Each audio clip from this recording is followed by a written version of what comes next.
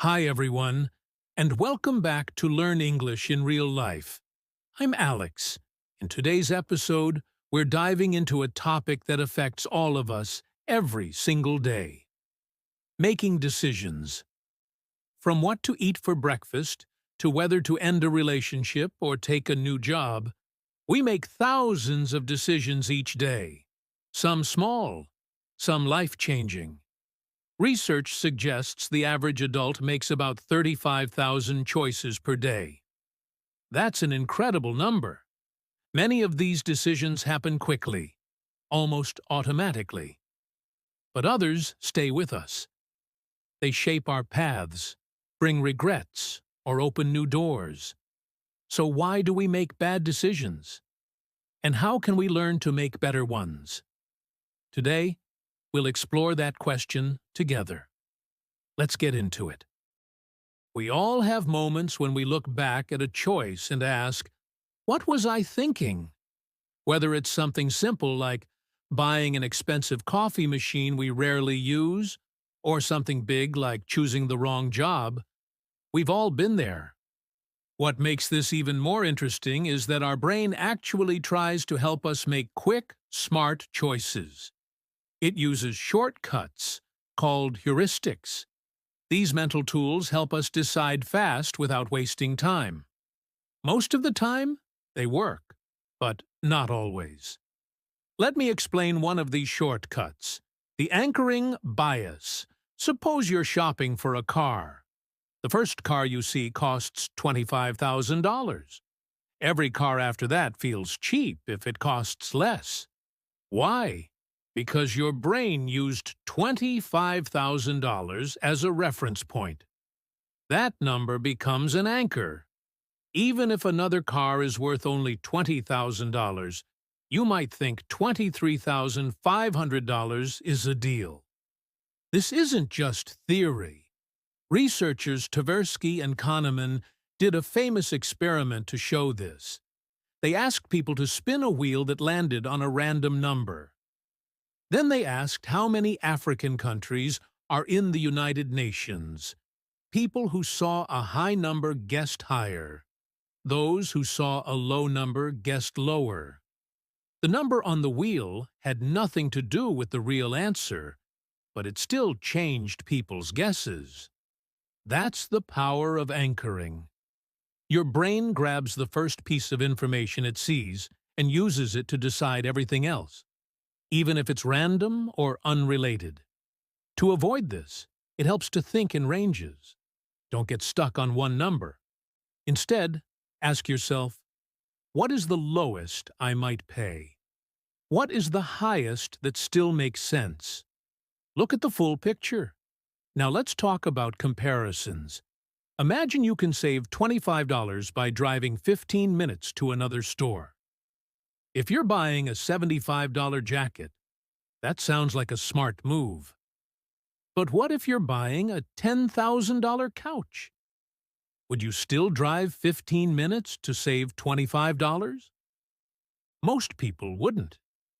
This is an example of bad comparison. We look at the money saved in relation to the total cost, not the value of the savings alone. But the truth is, $25 is $25. Whether it's saved on a small item or a big one, it has the same value. This mistake comes from something called relative thinking. Our brain doesn't always think in absolute terms. It compares. It says, $25 is a lot compared to $75, but not compared to $10,000. That's why we make different choices, even when the math is the same. Being aware of this mistake can help you make better decisions. Try to think in simple terms. Don't let the size of the item confuse you. Ask, would I go out of my way for $25 in any situation?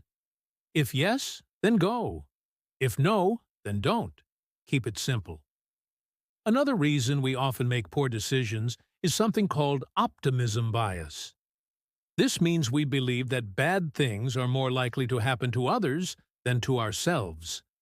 For example, Someone might believe that smoking causes cancer, but not for them.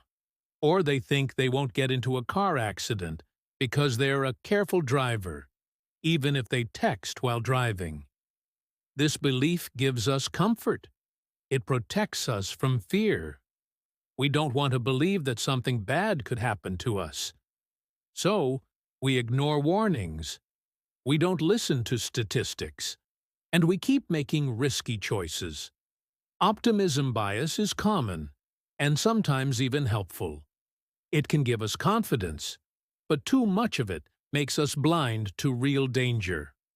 For example, someone might ignore health advice because they think they're too young or too strong to get sick. In one study, people were asked to estimate their chances of getting diseases, losing their jobs, or having accidents. Most people thought their personal risk was lower than average, even when they were told the real statistics. Related to this is something called victim blaming. When we hear that someone got robbed or became ill, we sometimes think they must have done something wrong.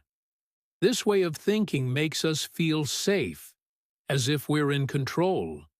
But it also blinds us. It keeps us from understanding how vulnerable we all are. Let's switch gears now. Another big problem is automatic thinking. This happens when we act without really thinking, just going with our habits. This can be helpful for small daily tasks, like brushing your teeth or locking the door. But in bigger situations, automatic thinking can lead to mistakes. We often choose the familiar option, even if it's not the best. For example, someone might stay in a job they dislike simply because it feels familiar, or they might keep eating unhealthy food out of habit. When we don't stop to think, we repeat the same patterns. Your age and life experiences also play a part in how you make decisions. For example, older adults may take fewer risks. They may prefer safety. People who grew up with limited money may also avoid risk. Their past shapes their comfort zones. Another big influence is multitasking. When we try to do many things at once, our brain gets tired quickly. This is called decision fatigue. It means the more choices we make in a day, the harder it becomes to make good ones later. We start avoiding decisions or making poor ones.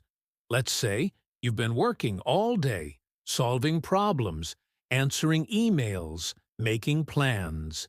At the end of the day, someone asks what you want for dinner. You can't decide, so you just order something fast. That's decision fatigue. This happens because decision-making uses up mental energy. Every choice takes effort. By the end of the day, your brain says, "I'm done." That's why many people make their worst choices in the evening, like eating junk food, spending too much money, or sending a message they later regret.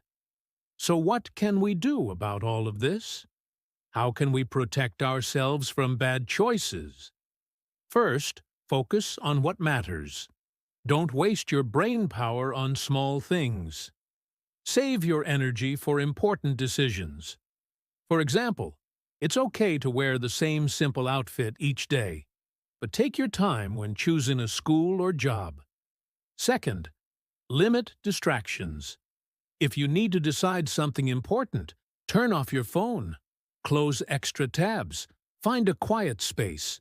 Your brain needs silence to think clearly. Third, take breaks. If you're tired or overwhelmed, don't decide right away. Go for a walk. Breathe deeply. Let your brain rest.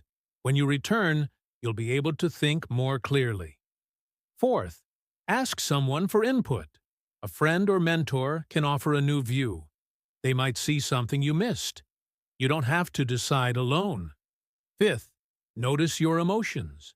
If you're angry, sad, or stressed, wait. Don't decide in the heat of the moment. Strong emotions can cloud your thinking. Sixth, try a method called pre-mortem. Before you make a decision, imagine that it turns out badly. Then ask, what could have gone wrong? This helps you spot problems in advance. Seventh, write down your reasons.